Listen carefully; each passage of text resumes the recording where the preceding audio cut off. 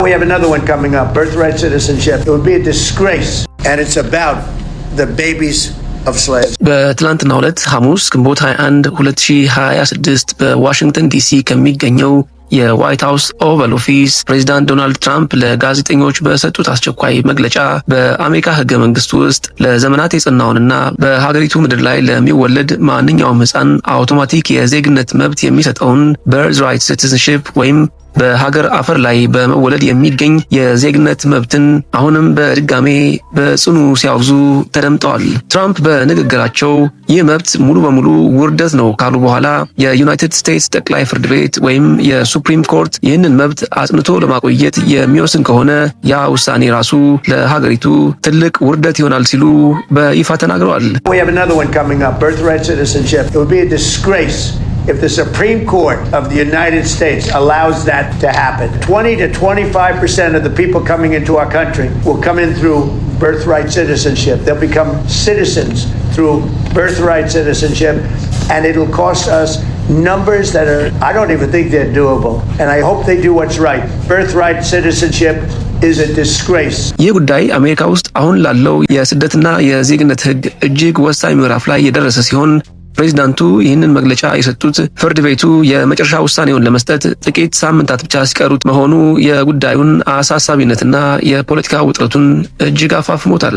ይህ ጉዳይ እንዴት እዚህ ደረጃ ላይ ሊደርስ እንደቻለና አሁን ላይ ያለውን ነባራዊ ሁኔታ በዝርዝር ለመረዳት የትራምፕን ሁለተኛ የስልጣን ዘመን መጀመሪያ ማስታወስ ያስፈልጋል። ፕሬዚዳንት ዶናልድ ትራምፕ በጥር ወር 2017 ዓ.ም ጃንዋሪ 2025 ወደ ስልጣን በመጡ በመጀመሪያው ቀን ላይ ባስተላለፉት አስቸኳይ የአስፈጻሚ ትዕዛዝ ወይም ኤክስኪዩቲቭ ኦርደር አማካኝነት ህጋዊ የመኖሪያ ፍቃድ ወይም ግሪን ካርድ በሌላቸው ስደተኞችና በጊዜያዊ ቪዛ አሜሪካ ውስጥ በሚኖሩ የውጭ ሀገር ዜጎች ላይ የሚወለዱ ህፃናት በቀጥታ የአሜሪካ ዜጋ የመሆን መብታቸው እንዲታገድ ወይም እንዲቆም አዘው ነበር። ይህ የትራምፕ የአስፈጻሚ ትዕዛዝ ወይም ኤክስኪዩቲቭ ኦርደር እንደወጣ ግን ወዲያውኑ በተለያዩ የሰብአዊ መብት ተሟጋቾችና የስደተኞች መብት ድርጅቶች ክስ ቀርቦበት የታችኞቹ የፌዴራል ፍርድ ቤቶች ትዕዛዙ ህገ መንግስቱን የሚጥስ ነው በማለት ተግባራዊነቱን በጊዜያዊነት እንዲታገድ አድርገው ነበር። በዚህም ምክንያት መብቱ ሳይቋረጥ እስካሁን ድረስ እንዲቀጥልና ህፃናት ዜግነት ማግኘታቸውን እንዲቀጥሉ አስችሏል። ነገር ግን የትራምፕ አስተዳደር ጉዳዩን ይዞ ወደ ሀገሪቱ ከፍተኛ የህግ አካል ወደ ሆነው ጠቅላይ ፍርድ ቤት ወይም ሱፕሪም ኮርት በመውሰዱ ባለፈው መጋቢት ወር 2018 ዓ.ም ኤፕሪል 1 2026 እንደ አውሮፓውያኑ አቆጣጠር ፍርድ ቤቱ የሁለቱንም ወገን የህግ ክርክሮች አድምጧል። አሁን ላይ መላው አሜሪካ እየተጠባበቀ የሚገኘው ፍርድ ቤቱ እስከ ሰኔ መጨረሻ ወይም ሐምሌ መጀመሪያ 2018 ዓ.ም ሰኔ ጁላይ 2026 ድረስ የሚሰጠውም የመጨረሻና ታሪካዊ ውሳኔ ነው። ታዲያ ፕሬዚዳንት ትራምፕ ፍርድ ቤቱ ውሳኔ ለመስጠት ጥቂት ሳምንታት ብቻ በቀሩት በዚህ ወሳኝ ሰዓት ላይ ከዋይት ሃውስ ሆነው ይህንን መግለጫ ለመስጠት ፈለጉ። ዋናው ምክንያት ጠቅላይ ፍርድ ቤቱ ላይ ከፍተኛ የህዝብና የፖለቲካ ጫና ለመፍጠር በማሰብ ነው። ትራምፕ በፍርድ ቤቱ ውስጥ ባሉ ዳኞች ላይ ያላቸውን ስጋትና ቅሬታም አልሸሸጉም። በፍርድ ቤቱ ውስጥ አብዛኛዎቹ ወግ አጥባቂ ወይም ኮንሰርቫቲቭ ዳኞች ቢሆኑም በቅርቡ የትራምፕ አስተዳደር በከፍተኛ ደረጃ የጣለውን የዓለም አቀፍ ታሪፍ ፍርድ ቤቱ ውድቅ ማድረጉ ይታወሳል። ትራምፕም ይህንን ነቅሰው በማውጣት ዳኞቹ በእኔ ላይ የመፍረድ ዝንባሌ ስላላቸው በዚህም ጉዳይ ላይ በእኔ ላይ ሊፈርዱ ይችላሉ በማለት ያላቸውን ስጋት ገልጸዋል። በመሆኑም ፍርድ ቤቱ በእርሳቸው ትዕዛዝ ላይ እገዳውን አንስቶ የበርዝራይት ሲቲዝንሺፕ መብትን ካላስቀረ ታላቅ ታሪካዊ ስህተትና ውርደት እንደሚሆን በግልጽ ተናግረዋል። በትራምፕ እይታና ክርክር መሰረት ይህ የዜግነት መብት በአሁኑ ወቅት በአሜሪካ ላይ እጅግ ከባድ የኢኮኖሚ አደጋ ወይም ዲዛስተር እየፈጠረ ይገኛል። ፕሬዚዳንቱ ይፋዊ ባልሆኑና በብዙ የህግና የስታቲስቲክስ ባለሙያው ዘንድ ከፍተኛ ክርክርና ትችት በተሰነዘረባቸው አሃዞች ላይ በመመስረት በአሁኑ ወቅት ወደ አሜሪካ ከሚገቡት ሰዎች መካከል ከ20 እስከ 25 በመቶ የሚሆኑት በዚህ መብት ተጠቃሚ ለመሆንና ልጆቻቸውን አሜሪካ ውስጥ ወልደው ዜጋ ለማድረግ የሚመጡ ናቸው የሚል ከባድ ክስ አቅርበዋል። በተለይም ደግሞ የቻይና ቢሊዮነሮች እና የስደተኞች የንግድ ድርጅቶች ስርዓቱን በከፍተኛ ደረጃ እያላገጡበትና እየተጠቀሙበት ነው ብለዋል። ዶናልድ ትራምፕ ታሪካዊ ዳራውንም በመጥቀስ ተከራክረዋል።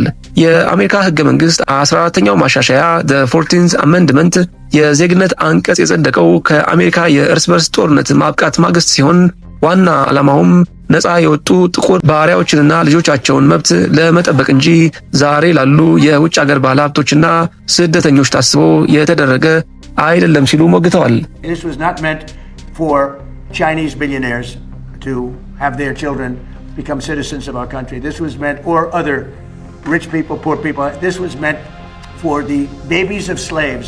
This was signed right after the Civil War. You look at the dates alone.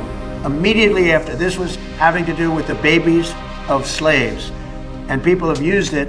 And if this is allowed to stand, it will be a disaster economically for our country. And you'll have 25% of the people coming into our country coming in through birthright citizenship. And we won't have any control. This decision by the Supreme Court is a very big one. They'll probably rule against me because they seem to like doing that. ለመሆኑ ይህ የበርዝራይት ሲቲዝንሺፕ መብት እስካሁን ድረስ ለሰዎች ምን አይነት መብቶችንና ጥቅሞችን አስገኝቷል? በነባሩ ሕግ መሰረት አንድ ሕፃን ወላጆቹ ስደተኞች ቢሆኑም ቪዛ ባይኖራቸውም ወይም በጊዜያዊነት የመጡ ቢሆኑም በአሜሪካ አፈር ላይ በተወለደበት ቅጽበት ሙሉና ሕጋዊ የአሜሪካ ዜጋ ይሆናል። ይህም ሕፃኑ ወዲያውኑ የአሜሪካ ፓስፖርት እንዲያገኝ፣ የሶሻል ሴኩሪቲ ቁጥር እንዲኖረው፣ የአሜሪካ ዜጎች የሚያገኟቸውን እንደ ነፃ ትምህርት፣ ሕክምናና የተለያዩ የማህበራዊ ዋስትና ድጋፎችን እንዲያገኝ መብት ይሰጠዋል። ከዚህም በላይ ያ ሕፃን ዕድሜው 21 ዓመት ሲሞላው ሕጋዊ ሰነድ የሌላቸውን ወላጆቹን ስፖንሰር በማድረግ ሕጋዊ የመኖሪያ ፈቃድ ወይም ግሪን ካርድ እንዲያገኙ የማድረግ ሰፊ የሕግ መብት ነበረው። ነገር ግን ጠቅላይ ፍርድ ቤቱ የትራምፕን የአስፈጻሚ ትዕዛዝ ደግፎ ሕገ መንግስታዊ ነው በማለት ትራምፕን የሚያሸንፍ ከሆነ በአሜሪካ የስደትና ዜግነት ታሪክ ውስጥ ትልቁና አስፈሪው ለውጥ ይመዘገባል። ትራምፕ ካሸነፉ በአሜሪካ ምድር ላይ የሚወለዱ ሕፃናት ዜግነት የሚያገኙት ወላጆቻቸው የአሜሪካ ዜጋ ወይም ቋሚ ሕጋዊ ነዋሪ ከሆኑ ብቻ ይሆናል። ወላጆቻቸው ሰነድ የሌላቸው ስደተኞች ከሆኑ ወይም በጊዜያዊ ቪዛ ያሉ ከሆኑ ሕፃናቱ አሜሪካ ውስጥ ቢወለዱም ዜግነት፣ ፓስፖርትና የሶሻል ሴኩሪቲ ቁጥር ይከለከላሉ። ይህ ማለት ሕፃናቱ በተወለዱበት ቅጽበት ምንም አይነት ሀገር የሌላቸው ወይም ስቴትለስ የመሆን አደጋ ይጋረጣል። ወዲያውኑም ከነ ወላጆቻቸው ከሀገር እንዲባረሩ ወይም ዲፖርት እንዲደረጉ የሕግ መንገድ ይከፈታል። በተጨማሪም ማንም ሰው አሜሪካ ውስጥ ልጅ ሲወልድ ልጁ ዜግነት እንዲያገኝ የራሱንና የትዳር አጋሩን የዜግነት ወይም የግሪን ካርድ ሰነድ ለፌዴራል መንግስት እያቀረበ ማረጋገጥ የሚኖርበት አዲስና እጅግ ውስብስብ አሰራር ይዘረጋል። ይህ ለውጥ በየዓመቱ በመቶ ሺዎች የሚቆጠሩ ሕፃናትንና በሚሊዮን የሚቆጠሩ ቤተሰቦችን በቀጥታ የሚነካ በመሆኑ የፊታችን ሰኔና ሐምሌ ወር ላይ ከጠቅላይ ፍርድ ቤቱ የሚወጣው ውሳኔ የአሜሪካን ማህበራዊና ፖለቲካዊ መዋቅር ሙሉ በሙሉ የሚቀይር ታሪካዊ ክስተት ይሆናል።